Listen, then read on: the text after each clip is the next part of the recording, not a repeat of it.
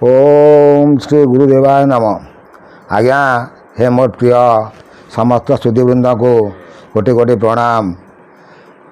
आज्ञा मु सरोज कुमार दास गोटे वीडियो करके छाड़ी गोटे चैनल स्वयं कल्की नारायण ज्ञानवाणी किंतु से चैनल विषय किसी कहवा पूर्वर गोटे गुरुवंदना पढ़ुची जहाँ दोष थी क्षमा करेंगे।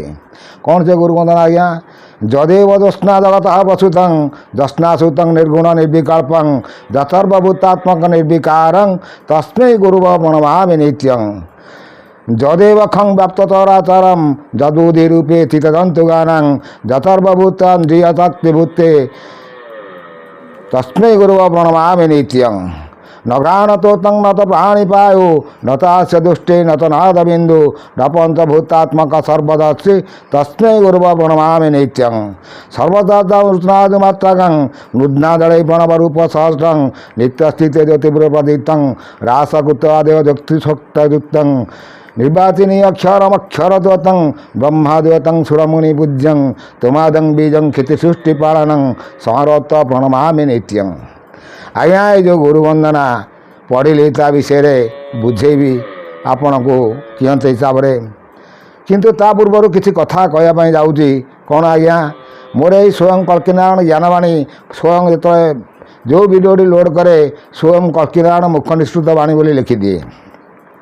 कहीं लिखे मु कौन मालिक मालिक जी मो घरे बस सी कहला मु वीडियो कर छाड़ी मोर बा दोष कौन थी कौन ना सी तार बुझब किंतु मु जो वीडियो छाड़ीदेली तेणु बहुत लोग प्रश्न करते आपड़ कहीं स्वयं कल्की नारायण मुख निश्रुत वाणी कहते मुझे आज्ञा कल्की ठाकुर बहुत लोग बहुत चैनल बहुत कथा कहते किंतु से विषय मुझे कन्विन्स करदेली जे यही कथापाई मुझे कहूँ तेणु से सब बुझीगले जो मैंने अबुझा रजा से कौन बुझे हे कोई ना कौन कौन दृष्टिकोण मु अवश्य जो वीडियोटी लोड करे से वीडियोटी की देखी दिए मुझे देखेनि से ठाकुर पाखे शुणे दिए तेणु ता ना कि गाइडलाइन कौन खबर है गत मे मास 13 तारीख दिन मो वीडियो डिलीट हो गला आज्ञा बहुत मन भी दुख है कौन करूँ कौन ना अपील कली किंतु किसी रिजल्ट आसलानी देर सेम से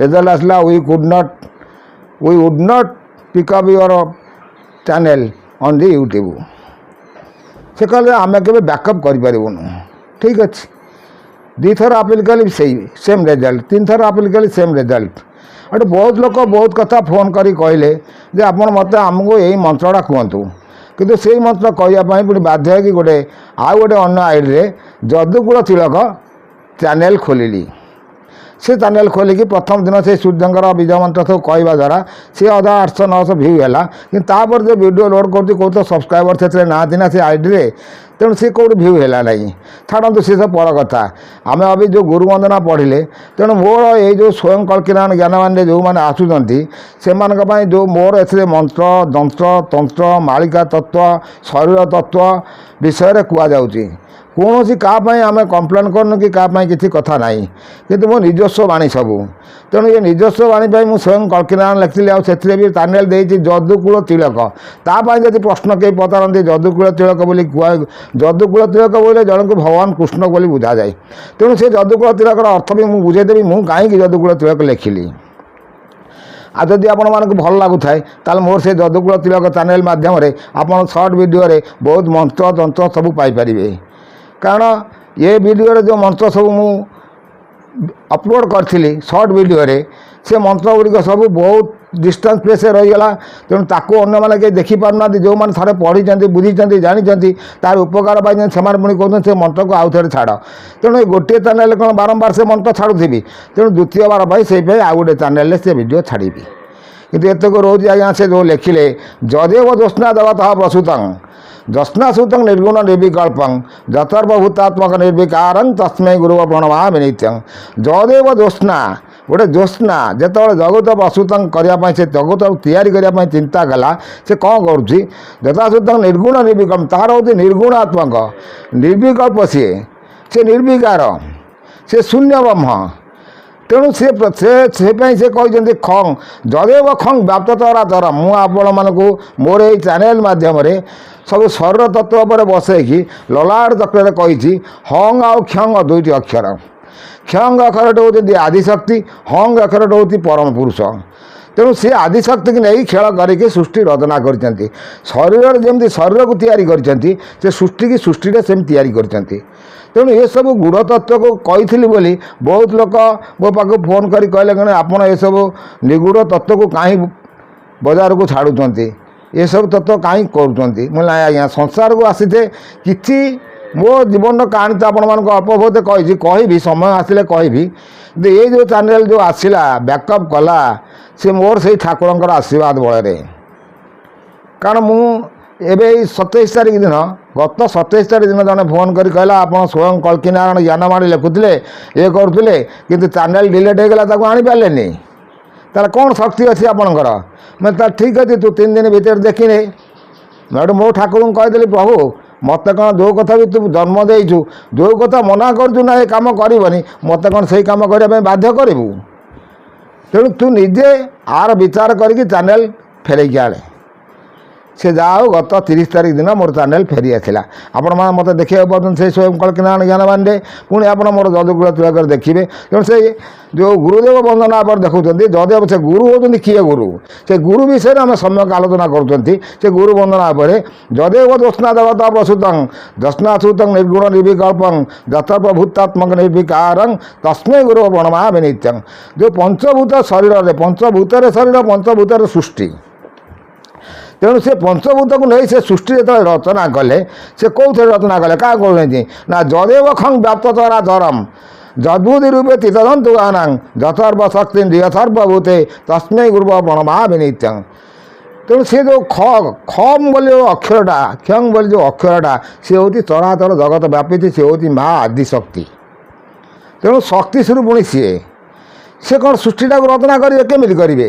ନା ତାଙ୍କ ପାଇଁ ବ୍ରହ୍ମ ଦରକାର। ସେ ବ୍ରହ୍ମ, ସେ ଶୂନ୍ୟ ବ୍ରହ୍ମରୁ କ୍ଷରଣ ହେଇକି ଆସିଛି। ତେଣୁ ସେ ଗୋଟେ ଆଲୋକ ଜ୍ୟୋତି ସ୍ୱରୂପ, ସେ ହେଉଛନ୍ତି ଆଲୋକ ପିଣ୍ଡ। ସିଏ ଯେତେବେଳେ ତାଙ୍କର ଇଚ୍ଛା ହେଲା ଜଗତ ସୃଷ୍ଟି କରିବା ପାଇଁ, ସେ ସୃଷ୍ଟିରୁ ତାଙ୍କଠୁ ବ୍ରହ୍ମ କ୍ଷରଣ ହେଇକି ସେ ଆଦିଶକ୍ତି ଗର୍ଭରେ ରହିକି ତାପରେ ସେ ପିଲାମାନଙ୍କୁ ଜନ୍ମ କରାଇଲେ। କେମିତି ଜନ୍ମ କରାଇଲେ ମୁଁ ଏସବୁ କଥା ମୋ ଚ୍ୟାନେଲରେ କହିଛି। ସେ ଗୁରୁବନ୍ଦନାକୁ ଆଜି ଆମେ ଆଲୋଚନା କରୁଛନ୍ତି, ତାକୁ ଦେଖି ଦେଖି ଯାଉଛନ୍ତି ଆଜ୍ଞା। ଆଉ ସେ କ'ଣ କହୁଛନ୍ତି? ନଗ୍ରାଣ ତ୍ୱତଂ ନ ତ ପ୍ରାଣୀ ବାୟୁ ନ ତାସ୍ୟ ଦୃଷ୍ଟି ନ ତ ନାଦ ବିନ୍ଦୁ ନ ପଞ୍ଚଭୂତାତ୍ମକ ସର୍ବଦର୍ଶୀ ତସ୍ମୈ ଗୁରୁ ପ୍ରଣମାମି ନିତ୍ୟଂ।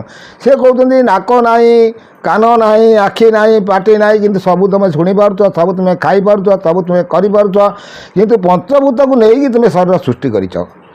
ଆଉ ପଞ୍ଚଭୂତକୁ ନେଇକି ତୁମେ ସୃଷ୍ଟି କରିଛ। ଏ ତତ୍ତ୍ୱକୁ ଯିଏ ବୁଝିପାରିବ, ସିଏ ଆଉ ଘମଣ୍ଡ ଦେଖେଇବନି, ତା ଘମଣ୍ଡ ତା ପାଖରେ ରହିଯିବ। ଆଉ ସେ କ'ଣ କହୁଛନ୍ତି? ସର୍ବଦା ରୁଦ୍ନାଗ ମାତ୍ରାକାଂ ମୃଦ୍ନାଦଳୀ ପ୍ରଣବ ରୂପ ସହସ୍ରଂ ନିତ୍ୟସ୍ଥିତ ଜ୍ୟୋତିପୁରେ ପ୍ରଦୀପ୍ତଂ ରାସକୃତ ଆଦେୟ ଶକ୍ତିଯୁକ୍ତଂ। ତେଣୁ ଯେଉଁ ମୁଦ୍ରାଦଳୀ ପ୍ରଣବ ରୂପ ସହସ୍ରଂ କହୁଛନ୍ତି, ପ୍ରଣବ ଯେଉଁ ଓଙ୍କାର ପ୍ରଣବଟା ସମସ୍ତେ ବୁଝାଉଛନ୍ତି, ସେ ଓଙ୍କାରର ସୃଷ୍ଟି କେଉଁଠୁ ଆସୁଛି, କେମିତି ଆସୁଛି, ତା'ର ଅକ୍ଷର ବସାଣ ମୁଁ ଆପଣମାନଙ୍କୁ ସବୁ ମୋର ଏଇ ଚ୍ୟାନେଲ୍ ମାଧ୍ୟମରେ କହି ଆସିଛି। ପଞ୍ଚବିଧ ଯେଉଁ ପାଞ୍ଚଟାଙ୍କ ଚକ୍ର, ଷଡ଼ଚକ୍ର ପର୍ଯ୍ୟନ୍ତ ଆସୁଛନ୍ତି। ଷଡ଼ଚକ୍ରରେ ବି ତା'ର ପ୍ରାଣବାୟୁ ବାୟୁ ଗମନାଗମନ ନାହିଁ। ଆପଣଙ୍କର ଯେଉଁ ପଞ୍ଚଟାଙ୍କ ଚକ୍ର ଭିତରେ କ'ଣ ବାୟୁ ଗମନ କରୁଛି, ସେ ବି ମୋର ଏଇ ପ୍ରିଭିୟସ୍ ଭିଡ଼ିଓରେ ସବୁ ଦେଖିପାରିବେ। ନହେଲେ ବି ପୁଣି ଆହୁରି ମୁଁ ଯଦୁକୁଳ ତିଳକରେ ଛାଡ଼ିବି। ତେଣୁ ମୁଁ ୟୁଟ୍ୟୁବ୍ ଟିମ୍ ବାଲାକୁ ବି କହୁଛି, ୟୁଟ୍ୟୁବ୍ରେ ବି ଆଜି ବି ମୁଁ କହିଦେଉଛି, ମୋର ଏଇ ଯେଉଁ ଚ୍ୟାନେଲ୍ରେ 2ଟି ଚ୍ୟାନେଲ୍ରେ ଯିବ, ସେ ହେଉଛି ମୋ ନିଜସ୍ୱ ବାଣୀ। ତେଣୁ ସେ କୌଣସି କପିରାଇଟ୍ ନାହିଁ କି କୌଣସି ଭାଉଲେସନ୍ କରିବାର ତାର ପ୍ରଶ୍ନ ହିଁ ନାହିଁ। ତେଣି କିନ୍ତୁ ସେ ଚ୍ୟାନେଲ୍ରେ ବି ଆପଣ ଦେଖିପାରିବେ, ସମାନ ଭଏସ୍, ସମାନ କଥା ସବୁ ଚିହ୍ନିପାରିବେ। ତେଣୁ ସେ କହୁଛନ୍ତି, ଆଉ କ'ଣ କହୁଛନ୍ତି? ରାସକୃତଂ ଆଦେୟ ଶକ୍ତିଯୁକ୍ତଂ ନିର୍ବାଚିନୀୟ କ୍ଷରମ ଅକ୍ଷର ଦେବତଂ ବ୍ରହ୍ମ ଦେବତଂ ସୁରମୁନି ପୂଜ୍ୟଂ ତୁମାଦଂ ବୀଜଂ କ୍ଷୁତି ସୃଷ୍ଟି ପାଳନଂ ସମରତ୍ୱ ପ୍ରଣମାମି ନିତ୍ୟଂ। ସିଏ କହୁଛନ୍ତି ଯେ ଯେଉଁ ଅକ୍ଷରମ ନାସ୍ତି ମନମୂଳ ମୌଷ ମନ, ସେ ଯେଉଁ ଅକ୍ଷର ଆଉ ଅକ୍ଷର ସେ କହୁଛନ୍ତି, ତା ବିଷୟରେ ସେଇ ବିଷୟରେ ଆମେ ଆଲୋଚନା କରି ଦେଖୁଛନ୍ତି। ସେ କ'ଣ କହୁଛନ୍ତି? ନିର୍ବାଚିନୀୟ କ୍ଷରମ ଅକ୍ଷରମ ତତ୍ତ୍ୱଂ ବ୍ରହ୍ମାଦେବତଂ ସୁରମୁନି ପୂଜ୍ୟଂ ତମାଦଂ ବୀଜଂ କ୍ଷତି ସୃଷ୍ଟି। ସେଇ ଯେଉଁ ବୀଜ ଅର୍ଥ କହୁଛନ୍ତି, ସେଇ ଯେଉଁ ବୀଜ, ସେ ଯେଉଁ ମଞ୍ଜି, ସେଇ ଯେଉଁ ଜିନିଷଟି କିଏ? ସିଏ ହେଉଛନ୍ତି ସ୍ୱୟଂ ନିରାକାର ବିଷ୍ଣୁ ଅଂ ବ୍ରହ୍ମସ୍ମି। ଯେଉଁ ଆମେ ସବୁ ଶରୀରରେ କହୁଛନ୍ତି, ବ୍ରହ୍ମତତ୍ତ୍ୱର ଜ୍ଞାନ ବହୁତ କହୁଛନ୍ତି, କିନ୍ତୁ ତା ଭିତରେ କିଛି ଗୂଢ଼ ତତ୍ତ୍ୱ ଅଛି। ସେ ମନ୍ଦିରଟାକୁ ଯିଏ ଜାଣିପାରିବ, ସେ ତତ୍ତ୍ୱଟାକୁ ଯିଏ ବୁଝିପାରିବ, ତାକୁ କୌଣସି ଗୁରୁର ପ୍ରୟୋଜନ ପଡ଼ିବନି। କାରଣ ମୁଁ ଏଇଥିରେ ମୋ ଚ୍ୟାନେଲ୍ ମାଧ୍ୟମରେ କହିଥିଲି।